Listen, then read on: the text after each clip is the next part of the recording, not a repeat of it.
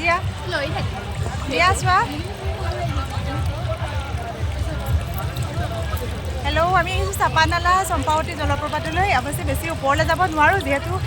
বহুত বেছি মানুহ আছে আৰু পিছল শ্লিপ কৰে ন পানীত গতিকে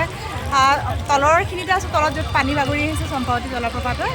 সকলোৱে জানেই অসমৰ ভিতৰত সৰ্ববৃহৎ এটা জলপ্ৰপাত চম্পাৱতী জলপ্ৰপাত চাপানালাত অৱস্থিত তো আজি দেওবাৰ বুলি তালৈ আহিলোঁ বনভোজ বুলিয়ে আহিছোঁ আচলতে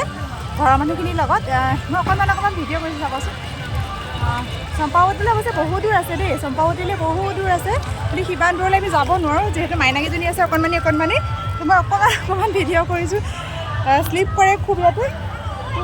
দেখাইছোঁ খুব ধুনীয়া চাওকচোন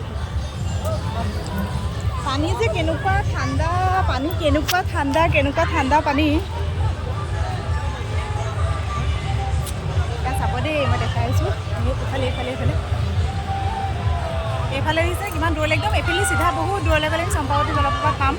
যিটো সৰ্ববৃহৎ জলপ্ৰপাত হয় অসমৰ চম্পাৱতী জলপ্ৰপাত সকলোৱে জানে কিন্তু অকণমান দূৰ হোৱাৰ কাৰণে খোজকাঢ়ি যাবলৈ অসুবিধা যিহেতু শ্লিপ কৰে বহুত